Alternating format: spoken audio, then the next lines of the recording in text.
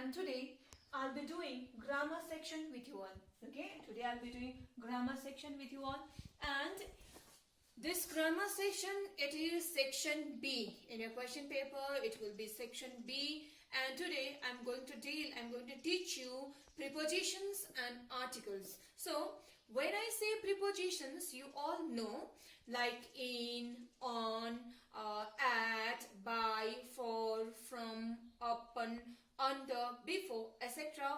All these are known as prepositions. तपाईले prepositions भन्दाखेरि चाहिँ दिमागमा टक्क याद गरिहाल्नुस् कि in, on, at भन्नेहरु चाहिँ prepositions हो भनेर तपाईले के गर्नुपर्छ, दिमागमा राखिहाल्नुपर्छ, यो कुरा याद गरिहाल्नुपर्छ। र आज म तपाईहरुलाई at कति बेला युज हुन्छ, on कति बेला युज हुन्छ र in कति बेला युज हुन्छ त्यो कुरा I am going to teach you all. So see here, at is used before a point of time.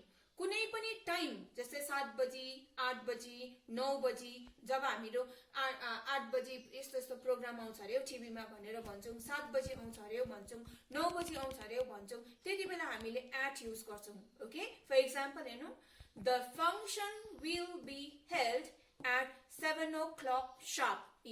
7 बजेको कुरा गर्दाखेरि मैले के लगाएँ यहाँनिर, at भन्ने वर्ड चाहिँ मैले यहाँनिर युज गरेँ, यो at युज गरेँ। त्यहाँबाट अर्को छ के भन्दाखेरि, यो तपाईको पोइन्ट अफ टाइममा 7 o'clock हो पोइन्ट अफ टाइम र मैले यति बेला at युज गरिहालेँ हैन। त्यहाँबाट अर्को छ स्मल प्लेसेस, लाइक अब स्मल प्लेसेस, जब तपाईले स्मल प्लेसेसको कुरा गर्नुहुन्छ, मेन्सन गर्नुहुन्छ, त्यति बेला पनि तपाईको के लाग्छ, at लाग्छ। जस्तै यहाँनिर के छ, the weekly ration will be given at Mirik बजार। यति बेला पनि मैले यो सानो जग्गा हो, स्मल प्लेस हो, Mirik is a small place, त्यही कारण मैले यहाँनिर के लगाएँ, at लगाएको छु। अब मिरिक मात्रै स्मल प्लेस हैन, दार्जिलिङ पनि स्मल प्लेसै हो हैन, अनि तपाईको खरसाङ पनि स्मल प्लेसै हो, त्यति बेला हामीले at लगाउनु पर्छ। अनि यो के भयो, यहाँनिर मैले यो मिरिक सानो जग्गा भएको कारणले गर्दा मैले यहाँनिर के लगाएँ, at। अब यो चाहिँ स्मल प्लेसेसको अगाडि मैले at लगाएँ। अघि पोइन्ट अफ टाइम 7 बजेको अगाडि at लगाएँ र at तपाईले यसरी लगाउनु पर्छ। त्यहाँबाट अर्को के छ भन्दाखेरि in है, प्रिपोजिसन्सको मेन। तपाईहरु यो जुन कुरा चाहिँ मैले आज एक्सप्लेन गर्दै छु, यसमा चाहिँ अलिकति तपाईहरु कन्फ्युज हुनुहुन्छ र मैले यो अलिकति क्लियर गर्नु खोजेको मात्रै हो। र अर्को चाहिँ अब in कति बेला युज हुन्छ हेर्नुस् है, in is used for a period of time in which something happens. अब period of time भनेको जस्तै इभिनिङ भयो, मर्निङ भयो, आफ्टरनुन भयो, त्यसले period of time भन्छ। अब म तपाईलाई period of time को एक्जाम्पल दिन्छु है, in हामी कति बेला युज गर्छ है, हेर्नुस्, the function took place in the evening। यो period of time हो नि त, इभिनिङ हैन, र मैले यति बेला के युज गरे, in युज गरे। त्यहाँबाट अर्को छ he lives at Kurseong. Kurseong त सानो जग्गा हो नि त, यो at अघिको कुरा हो ल, at he lives at Kurseong in West Bengal. West Bengal त ठूलो जग्गा हो, त्यही कारणले गर्दा मैले यहाँनिर in लगाएको छु। यो चाहिँ तपाईको उयसको यहाँनिर सेकेन्डको यहाँ हैन, यो पिरियड अफ टाइम in यो इभिनिङ को अगाडि लगाएँ। त्यहाँबाट अर्को चाहिँ के भनेको छ भन्दाखेरि चाहिँ with the names of big cities, states and countries। अब यो बिग सिटी हो नि त वेस्ट बेंगल हैन, त्यही कारण मैले in वेस्ट बेंगल भनेको, in इन्डिया हुन्छ हैन। त्यसरी नै ठूलो ठूलो कन्ट्रीजहरुको, स्टेटहरुको जब हामी कुरा गर्छौं त्यति बेला हामीहरु in लगाउँछौं। अनि अर्को चाहिँ के छ भन्दाखेरि on। अब on त एकदमै सजिलो छ है, on is used with the particular date। जब तपाईले पर्टिकुलर डेट को कुरा गर्नुहुन्छ है, पर्टिकुलर डेट, अब जस्तै फर एक्जाम्पल हेर्नु, we reached home on 10th July। यो डेट हो नि त हैन, यो 10th जुलाई डेट हो र तपाईले on युज गर्नुभयो हैन, पर्टिकुलर डेट। अनि and days, अनि डेज को अगाडि डेज को कुरा गर्दाखेरि पनि तपाईले on लगाउनुहुन्छ। जस्तै he died on Sunday, किनभने यो सन्डे त तपाईको डे हो हैन, यति बेला पनि तपाईले on युज गर्न सक्नुहुन्छ।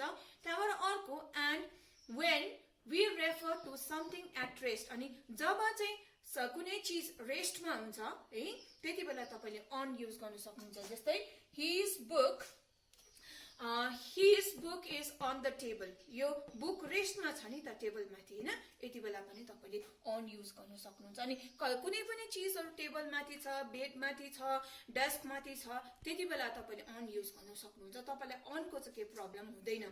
त्यहाँबाट हेर्नुहोस् अरू प्रिपोजिसन्सहरू के रहेछ भन्दाखेरि there are many prepositions like by, for, from, upon, under, before, etc. There are lot many, but these are the few important prepositions that you need to remember. Then another topic, okay? These two things, यो दुईटा चाहिँ तपाईको prepositions र articles चाहिँ सँगै आएको हुन्छ है एउटै क्वेशनमा. सेक्सन बी को ग्रामर र vocabulary भन्ने त्यो डाइरेक्ट स्पिचहरु पनि त्यसमै आएको हुन्छ र यो prepositions र articles पनि तपाईको ग्रामर पोर्सनमा आएको हुन्छ है. सँगै आउँछ, prepositions र articles सँगै आउँछ. अनि हेर्नुस् आर्टिकल्स कसरी युज गर्नु, रुल्स अफ आर्टिकल. आर्टिकल तपाईले कसरी चाहिँ युज गर्नुपर्छ. अब तपाईलाई थाहै छ आर्टिकल्स भनेको ए एन र द हो. You know that isn't it? A an यो दुईटालाई हामी के भन्छौं, इनडेफिनेट आर्टिकल भन्छौं. अनि यसलाई चाहिँ द लाई चाहिँ हामी डेफिनेट आर्टिकल भनेर भन्छौं. र यो अब कति बेला युज गर्नुपर्ने, एन कति बेला युज गर्नुपर्ने र द कति बेला युज गर्नुपर्ने, त्यो रुल्सहरु हेर्नुस्. is used before a word beginning with consonant. अब जब हामी consonant वर्ड पाउँछौं हैन, consonant भनेको तपाईको जति पनि एबीसीडी मा जति पनि अल्फाबेट्सहरु छ besides A E I O U, besides vowel, त्यसलाई हामी consonant भन्छौं. भावेल बाइक जति पनि एबीसीडी मा लेटर्सहरु छ, भावेल बाइक सबैलाई हामी consonant भन्छौं. र ए यो अ भन्ने जुन चाहिँ यो आर्टिकल छ अ चाहिँ हामी consonant को अगाडि युज गर्छौं, यो consonant को अगाडि युज गर्छौं.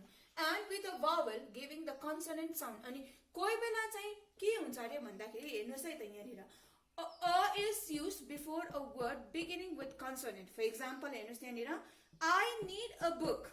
हेर्नु a book, this is consonant, this b is consonant, isn't it? So I have written article a before book because this b is consonant. And another one is and a is used with a vowel giving the consonant sound. अनि vowel को अगाडि पनि जुन चाहिँ vowel को sound चाहिँ consonant sound हुन्छ त्यसको अगाडि पनि हामीले के युज गर्छौं, a युज गर्छौं. जस्तै यहाँनिर हेर्नुस् a cow is a useful animal. यो त vowel हो u हैन, तर हामीले यो युजफुल को अगाडि चाहिँ हामीहरु अ युज गर्छौं. किनभने यो युजफुल भन्दाखेरि हामीले y को साउन्ड चाहिँ हामीले यो भावेल यु को के अरे साउन्ड चाहिँ हामीहरु y जस्तो सुन्छौं, त्यही कारण अ युज गर्छौं. त्यहाँबाट एन इज युज्ड, यहाँनिर an is used before a word beginning with a vowel. त्यो हामी सबैलाई थाहा छ, ए ई आई ओ यू को अगाडि हामीहरु एन युज गर्छौं. फर एक्जाम्पल हेर्नुस् an apple a day keeps the doctor away. यो तपाईको एप्पल चाहिँ तपाईको यो ए चाहिँ भावेल हो, त्यही कारण मैले यहाँनिर एन एप्पल भनेर लगाएको छु है. यो चाहिँ बिगिनिङ विथ अ भावेल. जब हामी भावेल अगाडि जब हामी एउटा भावेल देख्छौं त्यसको अगाडि हामीले एन लगाउँछौं. त्यहाँबाट अर्को चाहिँ कति बेला हामीले एन लगाउँछौं भन्दाखेरि जब कुनै पनि शब्दमा एच साइलेन्ट हुन्छ, जस्तै H O U R hour, H O N O U R honour, त्यति बेला H O N O U R honour भन्दाखेरि हामीले हनर एच त प्रोनाउन्स गर्दैन हैन, एच साइलेन्ट हुन्छ. अनि त्यति बेला चाहिँ हामीले के गर्छौं, भावेल युज गर्छौं. जस्तै हेर्नुस् he is an honorable man. Okay हैन, यो एच चाहिँ तपाईको कन्सोनेन्ट हो तर यो एच साइलेन्ट हुन्छ र हामी ओ को बेसी प्रोनाउन्सिएसन हामी बेसी सुन्छौं हैन, अनर. त्यही कारणले गर्दाखेरि he is an honorable man. अब एन युज गर्छौं. त्यहाँबाट अर्को के छ भन्दाखेरि भावेल कति बेला युज गर्छौं भन्दाखेरि चाहिँ with consonants with a vowel sound. अनि जब चाहिँ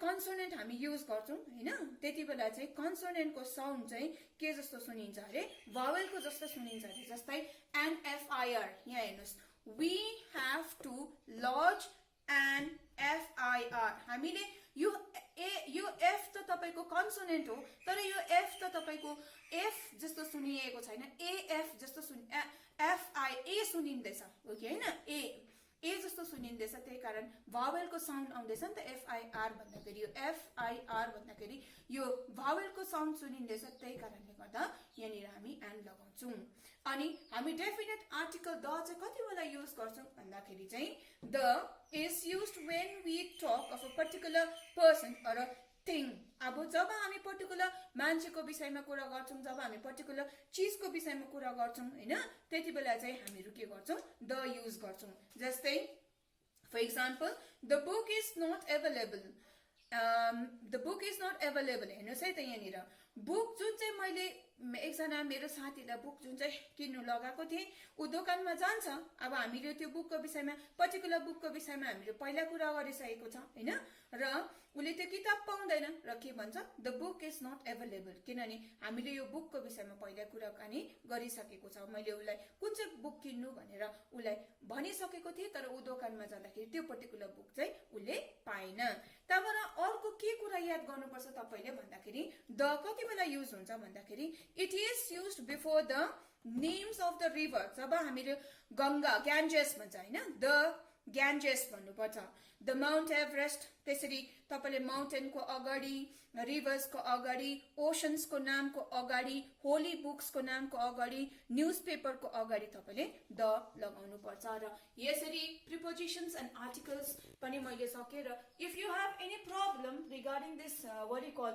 prepositions and articles you can log on into our website and if you like our channel please do subscribe it. Thank you.